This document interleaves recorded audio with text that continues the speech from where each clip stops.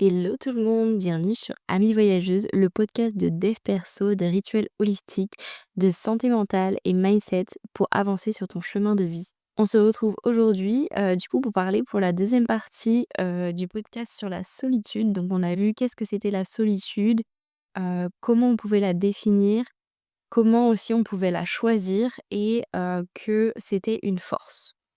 Donc, aujourd'hui, on va voir comment se sentir mieux quand on est seul. Et là, je vais te donner quelques petits conseils. Donc, quand tu es seul et que ça t'arrive et que vraiment tu te sens seul, tu te sens vide, tu te sens mal et que tu as besoin d'être entouré, mais que, imaginons, en plus, tu peux pas parce que personne n'est disponible, eh bien, prends ça comme une opportunité de renouer avec toi, de guérir et de faire des choses que tu aimes pour toi. Et pas pour les autres. Vraiment, ce temps, prends-le pour toi. Par exemple, comme, lire, dessiner, écrire, prendre soin de toi, danser, cuisiner, faire du sport, méditer, ne pas être sur ton téléphone, heu, être allongé par terre, aller marcher dans la nature, écrire dans ton journal, tout ce que tu ressens pour ne pas te laisser aussi submerger. Par exemple, quand tu as un trop plein d'émotions où vraiment c'est négatif, tu te sens seul, tu deviens un peu aussi, comment dire? Il y a des idées noires qui te viennent. Franchement, écris tout sur un carnet, genre défoule-toi sur la page, écris en gros, écris en petit, fais comme tu veux, mais décharge, ton émotion, pour en fait, pour pas que tes pensées, elles aient trop d'impact sur toi. Parce que souvent, en fait, ça a été prouvé, la plupart de nos pensées ne sont pas vraies. Elles s'extrapolent, c'est toujours, le pire qu'elles imaginent et souvent, la moitié de nos pensées ne sont pas la réalité. Donc vraiment, ne pas trop non plus les croire quand on se dit: «Oh, je suis nul», c'est juste sur le moment T, parce que franchement, t'es pas nul. Pareil au niveau des croyances, si tu te laisses trop dominer par tes pensées, ça va te créer des croyances et tu vas vraiment croire après à ce que tu penses alors que ce n'est pas le cas. Donc, faut vraiment pas se laisser dominer par ses pensées. Ça, c'est quelque chose de très, très intéressant aussi et le cerveau est très intelligent pour ça. Tu peux aussi essayer d'aller faire une nouvelle activité. Alors ça, c'est plus souvent, heu, si tu es déjà à l'aise à sortir seul. Mais après, ça peut être surtout un défi intéressant pour toi. Imaginons, tu te sens pas bien, tu veux quand même sortir et tout. Paf, tu te mets le défi, soit peut-être d'aller au cinéma, parce que quand tu vas au cinéma, tu es tout seul, il y a plein de gens qui sont seuls. Tu vas voir un film, tu pas obligé de parler à quelqu'un, tu es dans ta bulle, hem, tu plongé dans le noir, il y a personne qui verra que tu es seul. Donc ça, je conseille, c'est un très bon élément. Franchement, moi, j'ai commencé comme ça. Après tu peux aussi aller faire une activité seule, soit tu peux aller à la salle de sport. Imaginons que tu vas tout le temps avec quelqu'un, là tu peux essayer d'aller tout seul, c'est un peu un défi que tu peux te mettre. Tu peux aussi également, aller du coup, bah, comme je disais dans le premier épisode, faire un petit café céramique avec une petite boisson chaude, très réconfortante, très toi avec toi. Tu peux aussi aller faire, je sais pas, de la poterie, du tricot, tout ce que tu veux, en fait, tout ce que tu veux faire, même de l'escalade, tout ce que tu veux tester. Franchement, c'est à ce moment-là que c'est un défi avec toi, heu, de pouvoir, heu, de pouvoir aller faire ce genre d'activité et te dire: «Vas-y, là, j'ai le temps, je me sens pas bien, je me lance, je vais découvrir quelque chose, je vais apprendre, je vais expérimenter, je vais kiffer» ou pas. Ça va dépendre, mais au moins ça va t'aider peut-être aussi à te dire: «Ah bah, au final, ça j'aime pas» et à apprendre à mieux te connaître aussi également. Tu peux aussi, ranger ton espace de vie ou le changer, ça dépend. Tu peux soit faire le ménage ou changer de déco parce que ça te saoule, tu en as marre, tu en peux plus. Hop, tu changes deux trois petits trucs, tu vas t'acheter une petite déco. Franchement, il y a des fois, il y a des trucs, ça coûte pas cher, ça fait plaisir. Après tu les vois, ça fait du bien ou même aller t'acheter des fleurs, franchement ça réconforte, ça fait du bien aussi également. Hem, donc en vrai, moi je sais que quand j'étais petite, je rangeais souvent ma chambre genre vers 1 heure du matin, même s'il y avait pas grand chose à changer. Enfin à ranger pardon, mais du coup des fois je la changeais aussi, genre en fait je changeais pas de déco parce que vas-y j'étais petite, j'avais pas d'argent pour m'acheter de la déco, mais Je changeais toute la déco de place, et je m'imaginais où ça allait être et tout, où ça ferait le plus stylé. Je changeais carrément mon armoire de place. Enfin, des fois, genre, c'était un truc de ouf, en essayant de pas faire de bruit parce que mes parents, ils dormaient. Donc c'était vraiment un truc de malade, mais ça me faisait du bien, même si c'était à 1 heure du matin. C'est pas grave, en fait, à partir du moment où ça te soulage, où c'est quelque chose qui t'apaise et que tu vas pouvoir mieux dormir après parce que, je sais pas, tu as fait une insomnie. Franchement, prends-le parce que après tu vas laisser passer ça et le lendemain, tu vas encore être mal et tout. Enfin, franchement, c'est un cercle vicieux. Donc fais des choses qui te font plaisir, même si tu as peur. De toute façon, tu qu'une vie. Donc il y a personne qui le fera à ta place. Donc prends ce moment d'être seul comme une opportunité pour faire des choses que tu aimes et que peut-être tu n'aurais jamais osé faire aussi, pour être fier de toi. Hem Et aussi quand ça t'arrive, demande-toi ce que tu ressens à ce moment-là, quand tu es seule, quand, tu te sens vide et tout. Tu vas te dire: «Bah, est-ce que je me sens vide? Est-ce que j'ai peur? Est-ce que, je suis triste?» Tu vois? Toutes ces petites choses, qu'est-ce que tu ressens à l'instant T? Après, de quoi tu as peur, quand tu es seule? Parce que des fois, on peut avoir des peurs quand on est seul, de se retrouver justement face à face avec soi, avec ses pensées, avec des pensées qui n'arrêtent jamais de tourner et cetera. Est-ce que pour toi, c'est synonyme de tristesse ou d'isolement également?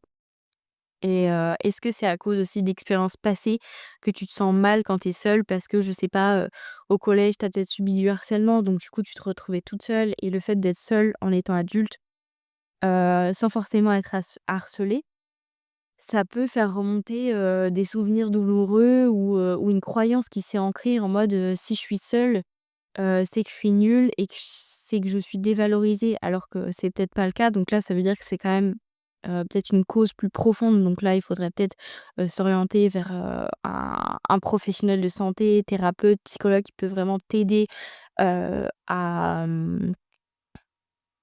comment dire? À changer, cette croyance qu'il y a au fond de toi pour, pouvoir guérir et te sentir mieux. Parce qu'il y a des choses, des fois, on ne peut pas tout faire tout seul. La comment dire? L'introspection, seule, a aussi ses limites. Donc, les professionnels de santé sont là aussi pour aider, à aller mieux. Mais en tout cas, hésite pas à répondre pareil à ces questions comme dans le premier épisode, dans la partie 1. Si jamais tu as pas écouté la partie 1, va écouter la partie 1 avant parce que sinon tu vas pas trop comprendre cet épisode, même s'il y a du sens.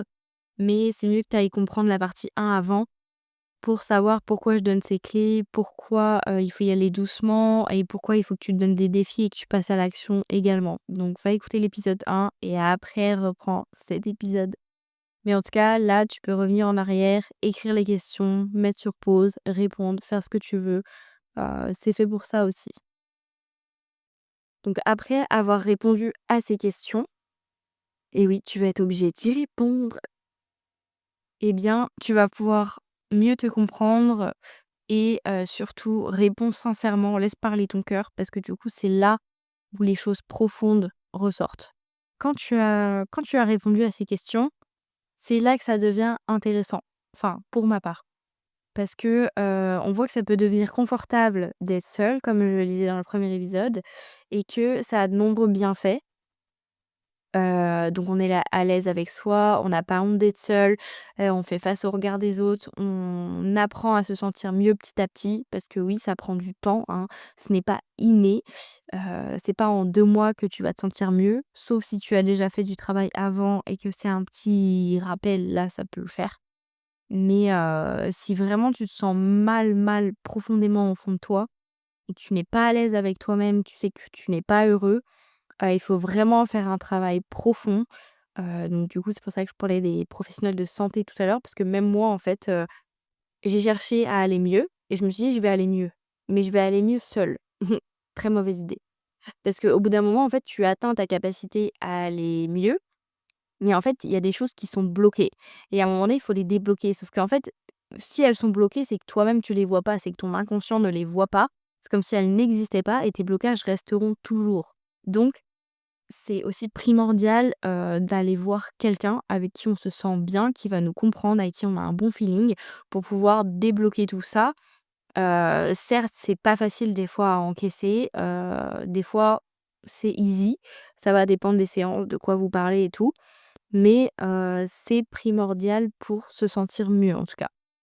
Donc l'un pour moi ne va pas sans l'autre, ça c'est même ma psychologue, dirait la même chose. L'un ne va pas sans l'autre parce que nous, des fois, on atteint nos propres limites et il faut quelqu'un d'autre pour nous pousser un peu dans nos retranchements. C'est pas facile, il faut en avoir envie et si pour toi c'est un fort problème enfin, que tu te sens vraiment mal et que tu sens pas capable de t'en sortir seul. Donc n'hésite pas à contacter un professionnel de santé, avec qui tu te sens à l'aise comme je disais et donc du coup suivant la cause de ce mal-être, ce n'est pas être fou, hein, d'aller voir un professionnel de santé. C'est fait pour ça, c'est fait pour aller mieux, que ce soit des petits problèmes, des gros problèmes. En fait, ces personnes-là, elles sont diplômées pour ça, en fait, elles ont étudié pour ça, c'est ce qu'elles aiment. Après, il faut vraiment prendre une personne, du coup, comme je disais, qui correspond, à ce qu'on recherche et à soi. Mais, en tout cas, le but, c'est d'arriver d'être en paix avec soi-même et moi, je sais que quand je me sentais mal, je me dis: «Punaise, mais» en fait, tout ce qui revenait à chaque fois, c'est il y a une phrase qui revenait tout le temps, c'était: «J'ai envie qu'on me foute la paix, j'ai envie qu'on me foute la paix et j'ai envie qu'on me foute la paix». C'est tout ce que j'avais à la bouche. Je disais tout le temps: «Mais punaise, foutez-moi la paix, j'ai envie qu'on me foute la paix», genre, j'avais que ça à la bouche et en fait, je voulais juste me sentir en paix avec moi-même, à l'intérieur de moi et ça revenait souvent et après je me suis dit: «Bah ouais, mais en fait, comment tu veux qu'on te foute la paix si t'es pas en paix avec toi-même?» Genre, la base, quoi. Donc du coup, bah, j'ai décidé d'aller voir quelqu'un. Mais en tout cas, si tu veux déjà commencer, à te sentir mieux doucement, à introspecter, heu, déjà si tu as répondu aux questions de l'épisode 1 plus les questions que je viens de poser là, c'est que tu as envie d'aller mieux. Parce que si tu le fais, déjà tu le fais pour toi et pour personne d'autre. Donc c'est déjà un énorme point positif. Et du coup, si tu veux commencer doucement avec un petit défi, moi je te dirais de te créer un emploi du temps déjà qui est adapté à tes besoins, en fonction de ton travail, en fonction de ta famille, de tes enfants, de n'importe quoi. De vraiment créer un emploi du temps qui soit adapté, à ta situation de vie.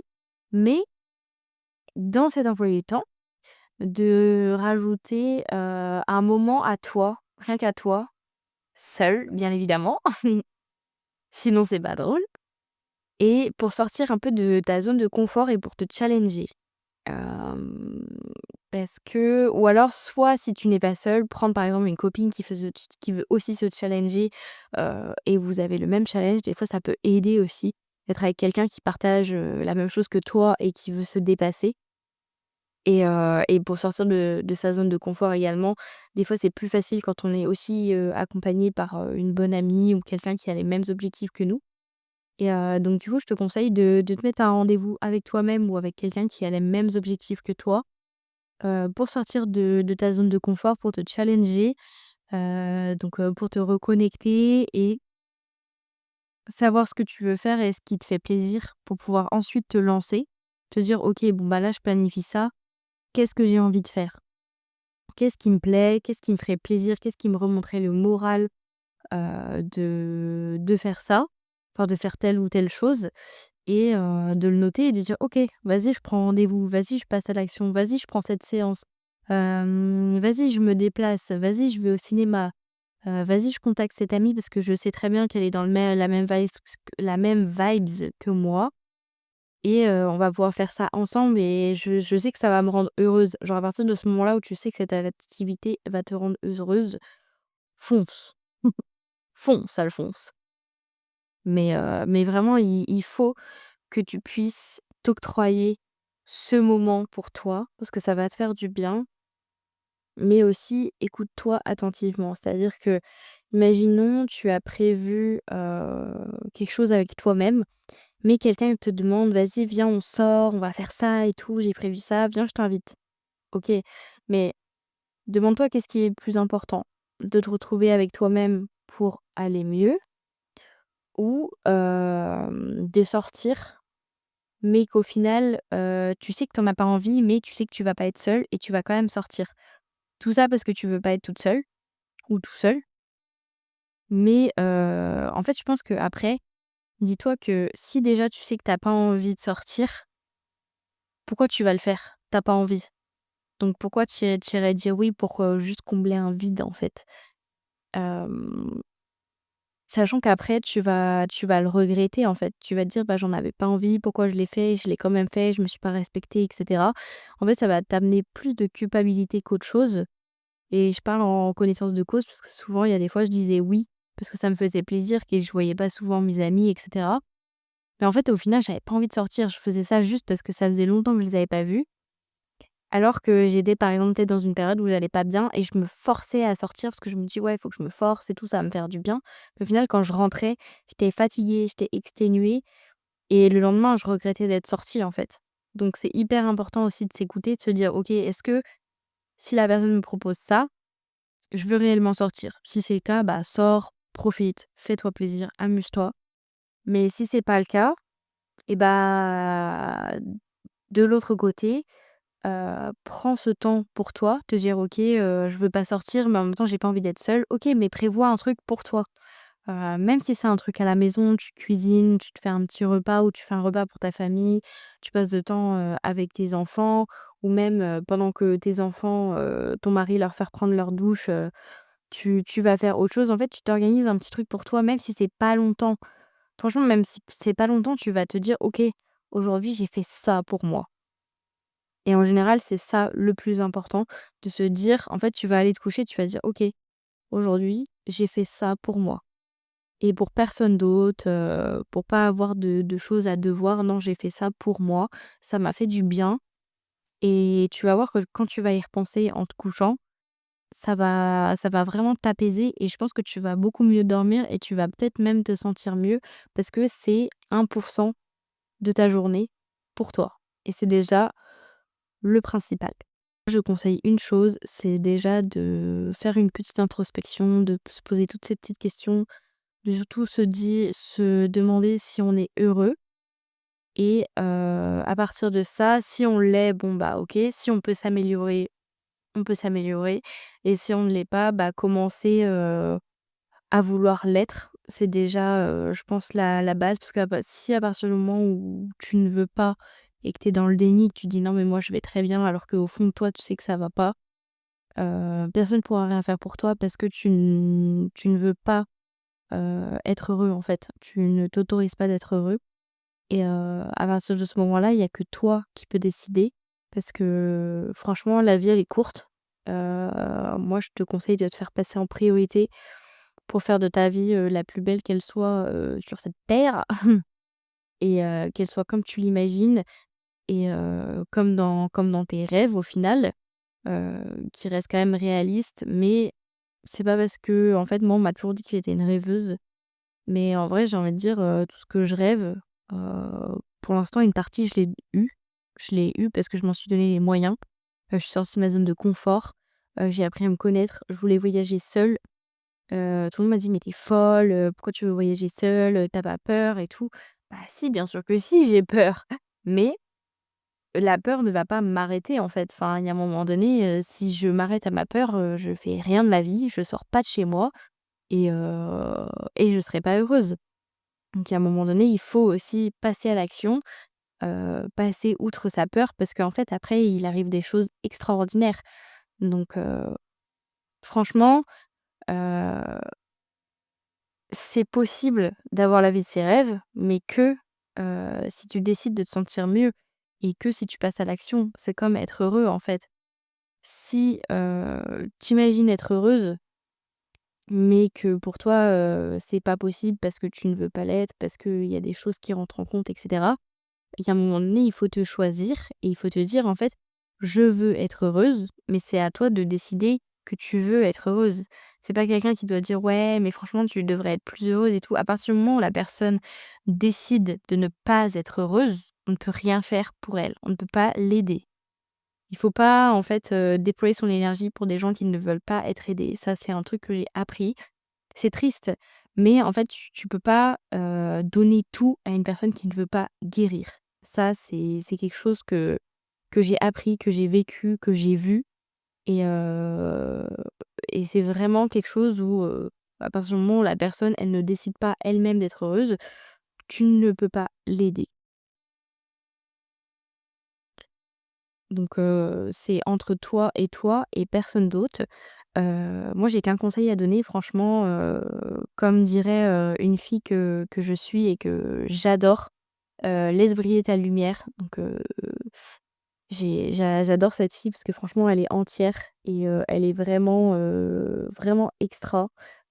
Sur Insta, elle fait passer des messages, clairs qui moi me parlent et j'adore et à chaque fois elle dit: «Ouais, laisse briller ta lumière, que personne n'éteigne la bougie dans cette pièce» et je trouve ça vraiment extraordinairement beau et franchement laisse briller ta lumière. On n'est pas fait en fait pour plaire à tout le monde et ça c'est normal. On peut pas rentrer dans la case de tout le monde.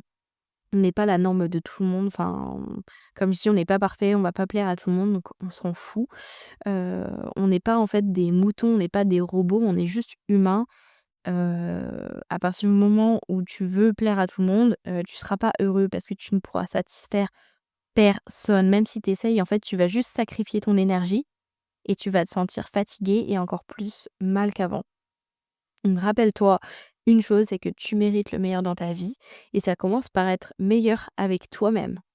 Ça, c'est une phrase, je vais la répéter. Rappelle-toi que tu mérites le meilleur dans ta vie et ça commence par être meilleur avec toi-même. En fait, à partir du moment où tu vas te sentir mieux avec toi-même, de belles choses vont t'arriver parce que tu vas être ouvert, ton énergie va être alignée et tu vas attirer à toi tout ce que tu voulais attirer que tu n'avais pas avant parce que tu vas t'accorder sur la fréquence.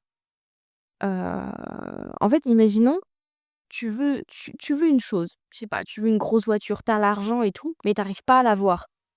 En fait, parce que tu te l'autorises pas. Tu te dis: «Ouais, mais ceci, cela», il y a plein de choses qui rentrent en compte, tu ne te l'autorises pas. À partir du moment où tu laisses briller ta lumière et tu te rappelles que tu veux le meilleur dans ta vie, donc tu te dis: «OK, je vais être plus souple avec moi-même», ta voiture, tu vas l'avoir. C'est aussi simple que ça. Tu te seras accordé ta fréquence de toi avec ce que tu veux, ça va faire une ligne droite. Alors il y aura peut-être, quelques petits, cailloux sur la route, mais ça va faire une ligne droite. C'est comme ça, en fait. C'est à partir du moment où tu vibres la même chose que ce que tu veux, tu l'as, c'est tout. Donc rappelle-toi que tu mérites le meilleur dans ta vie, mais que ça commence par être meilleur avec toi-même. Et je voulais aussi faire comprendre par tout ça que en fait, on peut aimer être seul et que ce n'est pas bizarre. Heu c'est juste un choix et c'est aussi ne pas se priver de faire quelque chose juste parce que, quelqu'un ne peut pas venir avec nous, parce que, on attend toujours qu'une autre personne soit disponible pour faire les choses. Franchement, crois-moi, tu vas pas dépendre de son avis, de sa présence et de son planning, alors que toi, tu veux le faire quand tu en as envie. Et pourquoi se priver d'attendre alors que tu peux le faire et que tu as le temps? Franchement. Mais en tout cas, la solitude n'est pas ton ennemi, elle devient ce que tu en fais. C'est-à-dire que si pour toi être seul, c'est être mal et cetera, quand tu seras seul, tu seras toujours mal. Alors que si tu es seul, mais que, tu positives, tu prends soin de toi et tout, ce sera du positif pour toi quand tu seras seul. Parce que tu vas te dire: «OK, bah, j'ai le temps de faire ça, j'ai le temps de faire ça, je me prévois ce projet-là, je vais aller passer un week-end à Groix, je vais faire ci, je vais faire ça». Ce sera hyper facile pour toi parce que tu vas t'aligner sur la fréquence et tu vas te dire: «OK, genre être seule pour moi, ça signifie que je peux toujours faire la même chose comme si j'étais avec quelqu'un d'autre». Moi, des fois, je vais faire des magasins seule et bah, je me dis: «OK, genre, hem, j'ai pas forcément besoin d'être accompagnée pour faire du shopping». Même si des fois c'est plaisant, mais il y a des fois maintenant j'apprécie d'aller faire du shopping seule parce qu'il y a personne qui me parle. Je fais le tour dans les magasins quand je veux, le temps que je veux. Je suis pas obligée d'attendre quelqu'un qui se change et cetera. Je peux faire. tout quand je veux. En fait, je suis pas obligée d'attendre une personne. C'est comme imaginons, tu veux partir en vacances, mais ta pote, elle est jamais dispo parce que dans son travail, elle a jamais les vacances quand elle veut en même temps que toi. Et ben, en fait, tu vas juste te priver de ne pas aller à tel endroit juste parce que ta pote, elle est pas dispo. Alors que tu as les moyens, tu as le temps, tu sais où tu veux aller, tu sais c'est quoi ton itinéraire, tu sais que tu veux visiter tel truc et tout. Franchement, tu peux lui dire: «Bah, écoute, là, tu pas dispo, bah, moi, j'ai quand même envie d'y aller, donc je vais y aller» et basta, en fait. Genre, il faut pas tout le temps attendre que les autres soient disponibles pour pouvoir faire des choses. Parce qu'en fait, à ce train-là, déjà, tu vas pas faire grand-chose de ta vie, tu vas perdre du temps et en plus, tu vas être frustré. Donc la solitude, elle n'est pas ton ennemi, elle devient ce que tu en fais. C'est ton choix, c'est à toi de choisir et c'est à toi de donner la bonne fréquence. Aujourd'hui, quand tu écoutes cet épisode, franchement, prends quelques minutes pour toi, pour faire ce que tu aimes et enfin passer à l'action. Même si tu as peur et même si c'est dur, va au cinéma voir ce film qui te plaît, va voir cette exposition que tu veux voir depuis extrêmement longtemps avant que, bah, elle ne soit plus là.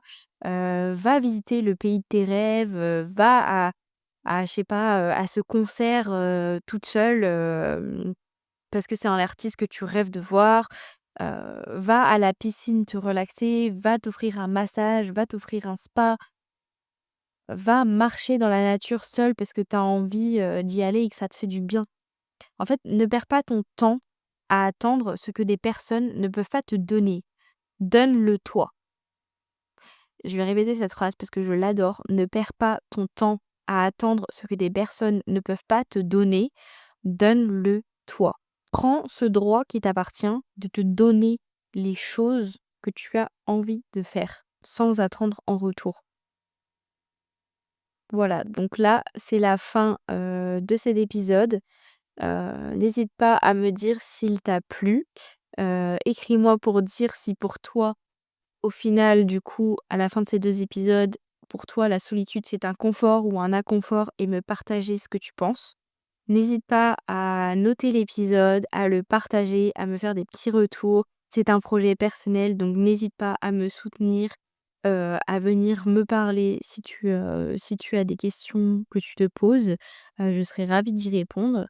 Et pour finir ce petit épisode, j'ai une citation aussi, c'est: «La solitude est une tempête de silence qui arrache toutes nos branches mortes» et je trouve c'est une citation super belle, donc c'est de Khalil Gibran et en fait, c'est: «La solitude est une tempête de silence qui arrache toutes nos branches mortes».